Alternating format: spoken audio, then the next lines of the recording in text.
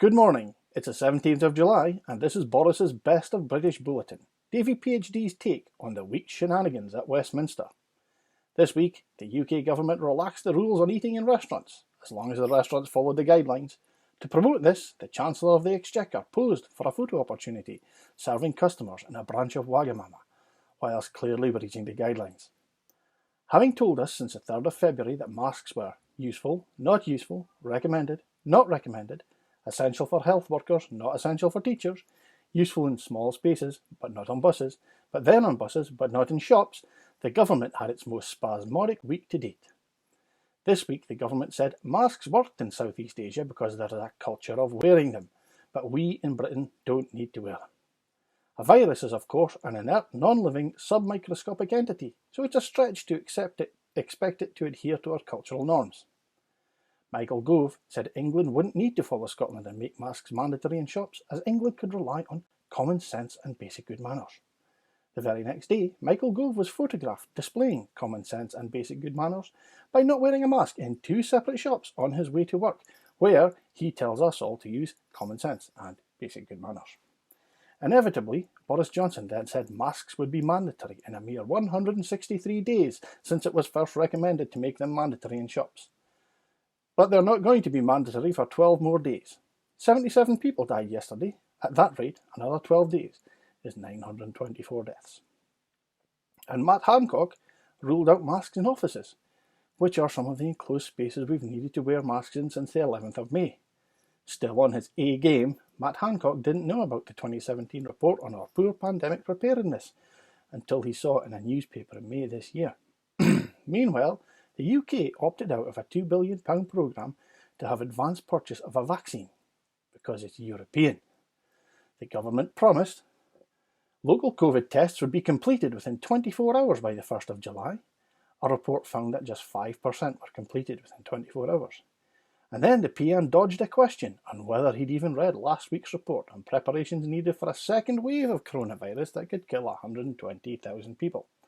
But he had gained a nice tan over the weekend, so he's clearly focusing on the important stuff. Which brings us to Brexit.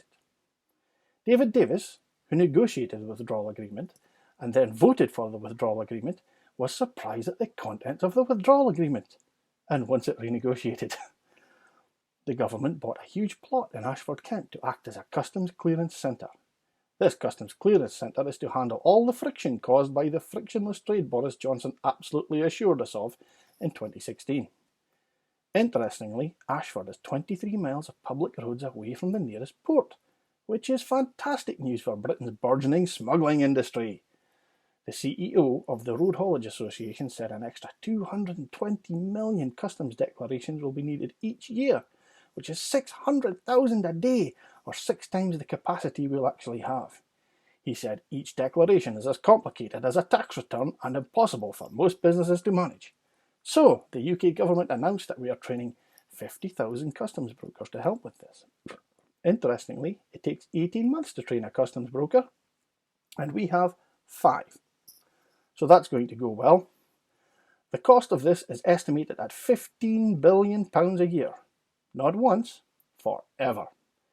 Interestingly, this is 1.6 billion more than the 13.4 billion annual cost of EU membership, some of which was actually reinvested in the UK by the EU.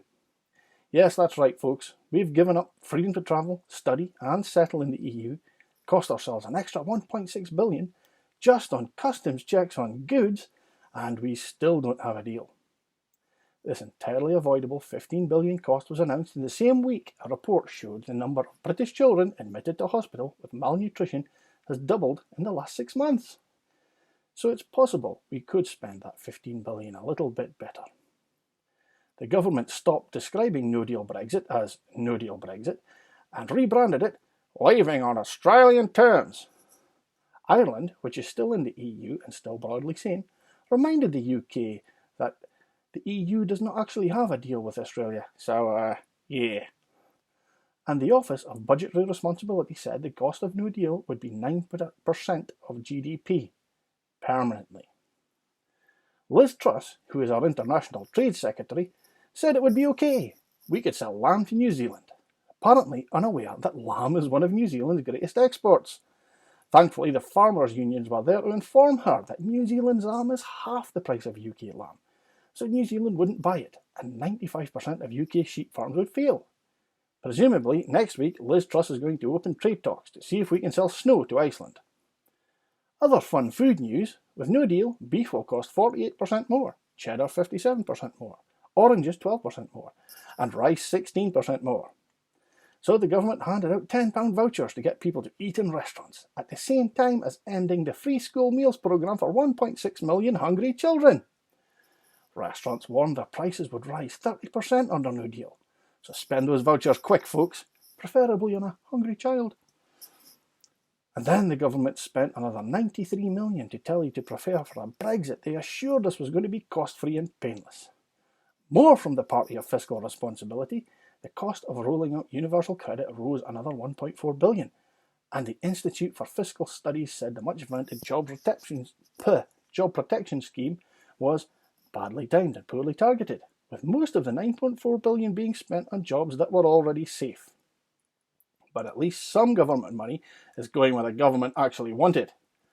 Without being put out to tender, an £840,000 contract was awarded to two friends of Michael Gove and Dominic Cummings, and $25 million for biological and chemical protection garments to a company with no employees, no assets, and no turnover.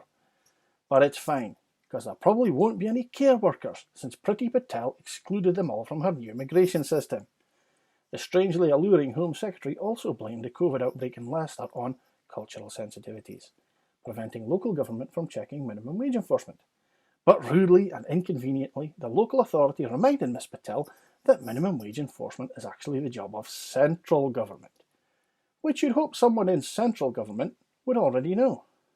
But she also didn't know the correct assessment for people entering the country with COVID-19, which you'd think was her kind of thing after 4 years obsessing about borders and being the minister most directly responsible for them. Mind you, details can be tricky, can't they? The PM told Parliament that our test and trace programme is as good as any, or better than any system in the world. A mere 2 hours later, Downing Street had to admit what we all know is that it really isn't. Not even close. But finally, some good news. Chris Grayling failed to get elected as chair of the Intelligence Committee. Yes, in a committee preloaded with a Tory majority, a Tory MP failed to win a rigged vote. And it was another Tory, Dr. Julian Lewis, who beat him. Understandably, Boris Johnson was furious. With more decisive and reassuring competence, he withdrew the Tory whip from Dr. Lewis. This reassuringly competent move saw the committee go from a Tory majority to a Tory minority, all because the wrong Tory won the vote. When you read down this list, it looks like years' worth of debacles. But this is just 1 week in Tory Britain, which leaves us with but one question. Are you yes yet? Folks, thanks for checking out this video. Check out the vlog, as there is more to see. Weigh in the comments, but play nicely. Unionists are welcome on this vlog. Keep it on topic and impersonal, please. Davey PhD.